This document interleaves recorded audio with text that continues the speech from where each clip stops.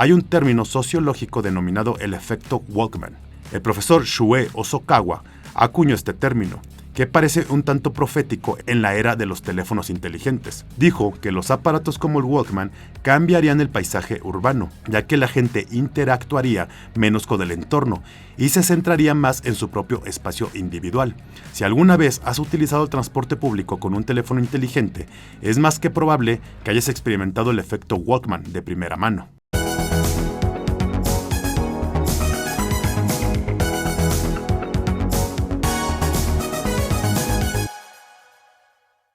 En el episodio de esta semana, tendrás un recuerdo retro sobre un producto que marcó un antes y un después en la historia al permitir disfrutar de nuestros grupos musicales y canciones preferidas sin ningún tipo de limitación. Hoy vamos a hablar del Walkman. Antes de empezar, comparte este video, dale like y suscríbete al canal. Para comprender la importancia cultural de este dispositivo icónico, es importante recordar su origen, que permaneció oculto durante muchos años.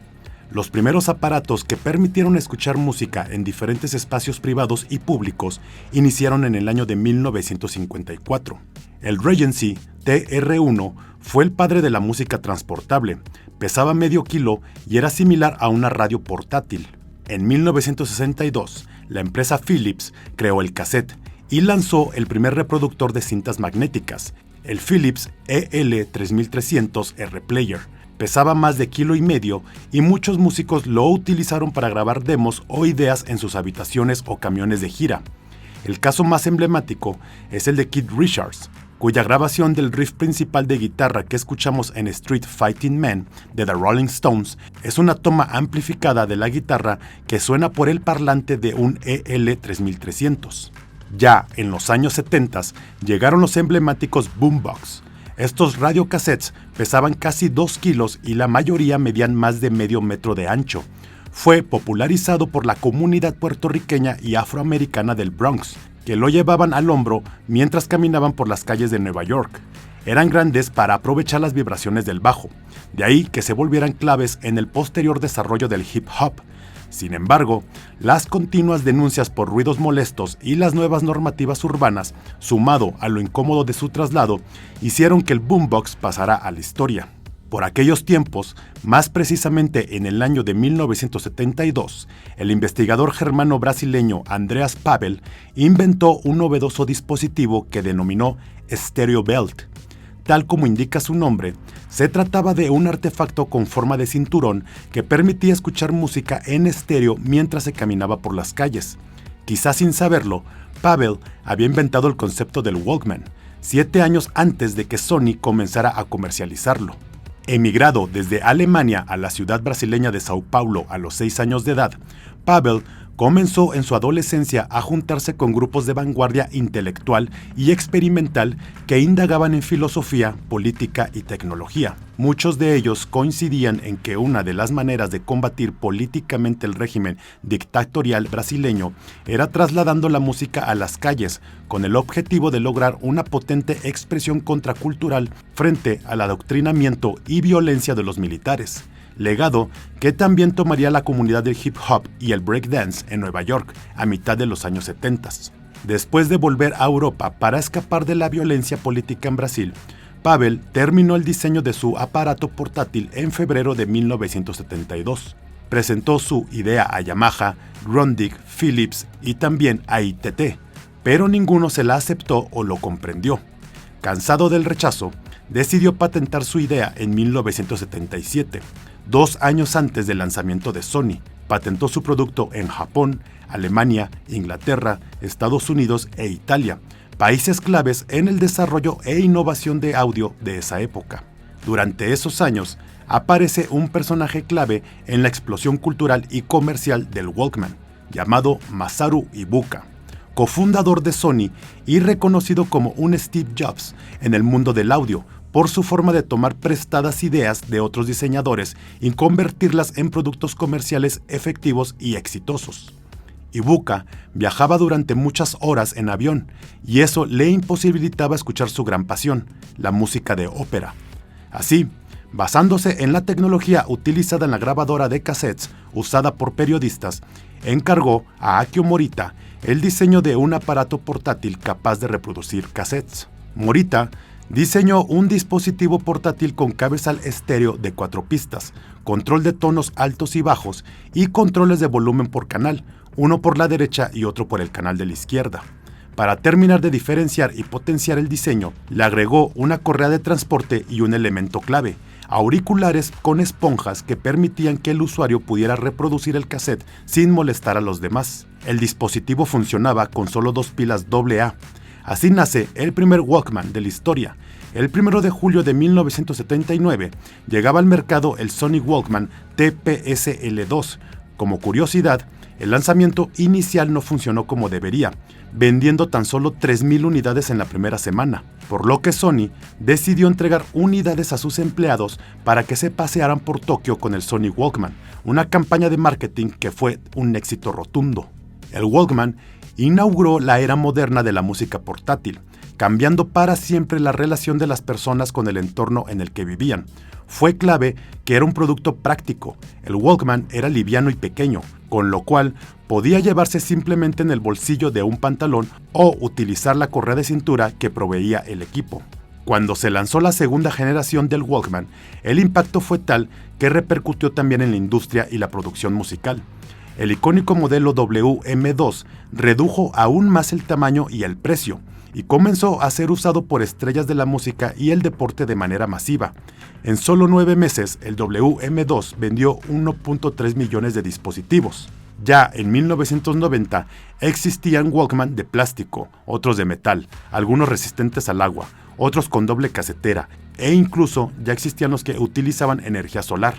El Walkman revolucionó el mundo durante más de 2 décadas. El lanzamiento no estuvo exento de polémica, principalmente porque Andreas Pavel acusó a Sony de plagio. La compañía comenzó una serie de negociaciones con Pavel sobre la propiedad intelectual de la invención y finalmente, en 1986, aceptó pagarle una comisión por su invento, pero sin reconocer la propiedad intelectual. Pavel no estuvo de acuerdo con la decisión, por lo que inició un proceso legal en Reino Unido en 1989 para reclamar su propiedad intelectual. Finalmente, en el año de 2003, Sony ofreció un acuerdo extrajudicial que fue aceptado por Pavel en 2005. La demanda que Pavel le había hecho a Sony le había dejado un vacío legal en cuanto a la venta masiva de diferentes modelos del dispositivo. Así, la mayoría de los adolescentes y universitarios comenzaron a grabar sus propias cintas con temas que escuchaban en la radio y a hacer compilados introduciendo papel higiénico o un lápiz por los agujeros del plexiglas del cassette para adelantar o atrasar la cinta. Al mismo tiempo, una funcionalidad no tan conocida de los primeros modelos de Sony era su Hotline, un botón que permitía hablar con tu compañero de auricular mientras escuchaban música juntos, ya que poseían 2 salidas de auriculares. Con el paso de los años, Sony fue lanzando diferentes modelos de Walkman, consiguiendo más de 175 millones de unidades vendidas a lo largo de su historia, gracias a los más de 100 modelos diferentes que lanzaron. Entre 1980 y 1990, Sony abarcó el 50% de las ventas de este tipo de reproductores en Estados Unidos y un 46% en Japón, lo que deja claro el éxito del Sony Walkman. Sony fabricó el Walkman hasta 2010, aunque más adelante retomaron la marca para seguir lanzando reproductores portátiles. Antes de irnos, te contaré algunos datos curiosos del Walkman. El Walkman nació gracias a la ópera. Originalmente, se inspiró en uno de los cofundadores de Sony, que quería escuchar ópera durante vuelos largos. Los reproductores de música portátiles de la época no eran prácticos, así que se sacó un prototipo para su próximo vuelo transpacífico. Se rumorea que su deseo nunca se hizo realidad. No obstante, algunos dicen que las pilas habituales se gastaban a medio vuelo. Otros dicen que su equipo de ingenieros se apresuró a crear el prototipo, pero que con las prisas agarraron una pila de cassettes vírgenes para que el cofundador lo escuchara en su vuelo, en vez de sus deseadas cintas de ópera. El antecesor del Walkman fue el Pressman. El Pressman era un grabador de cinta pensado para periodistas. Los ingenieros de Sony quitaron el dispositivo de grabación y añadieron unos sencillos auriculares para crear el primer prototipo de reproductor de música para llevar. Cuando sacaron el Walkman, el nombre prácticamente lo decía todo. Sony lanzó también productos con nombres similares, incluyendo el Dixman y el Watchman. El Walkman fue un intento de redimir a Sony. En los 70 Sony fabricó cintas Betamax, aunque rápidamente quedaron apartadas por las popularísimas cintas VHS fabricadas por su competidor JVC. Cuando el director de Sony recibió su prototipo de Walkman, inmediatamente lo vio como una oportunidad para redimir a la compañía tras el fracaso con Betamax. Es célebre lo que dijo en su momento: ¿no crees que una radio con reproductor de cassette que se puede escuchar mientras se camina es una buena idea? Claramente sabía de qué hablaba. La demanda del producto fue más alta de la prevista. El plan inicial era lanzar el Walkman internacionalmente en septiembre de 1979, justo 2 meses después del lanzamiento en Japón, pero debido a la elevada demanda en Japón, el lanzamiento internacional se retrasó para satisfacer las necesidades cercanas. Los turistas y empleados de aerolíneas intentaron hacerse con tantos Walkman como fuera posible para llevárselos a casa, y la escasez de estos aparatos en muchos países no hizo más que aumentar la demanda. El Walkman recibió diferentes nombres en diferentes países. En los Estados Unidos se presentó como el Soundabout, en Suecia fue el Freestyle y en Reino Unido el Staraway. Sony siguió fabricando el Walkman hasta 2010. Desde entonces han concedido la licencia del nombre a fabricantes chinos y ellos mismos lo han utilizado para reproductores de MP3 e incluso teléfonos. Pero el Walkman original se ha convertido en algo del pasado, ¿o no? En 2014, el Walkman fue resucitado gracias al estreno de la película de Marvel Guardianes de la Galaxia, en la que el protagonista utiliza el suyo y mezcla cintas como apoyo para su infancia en la Tierra. Después del estreno del filme, el precio de los Walkman de segunda mano se disparó gracias a esta revitalización retro. Y este fue el recuerdo retro sobre un producto que a día de hoy es una de las piezas más codiciadas por los coleccionistas y que marcó el camino para que otros dispositivos como el iPod de Apple y más adelante el mercado de los smartphones se convirtieran hoy en día en nuestro equipo de música portátil. Y esa fue la historia del Walkman. Dejen sus anécdotas en los comentarios, recuerden compartir el video, denle like, síganos en las distintas redes sociales y suscríbanse al canal, no les cuesta.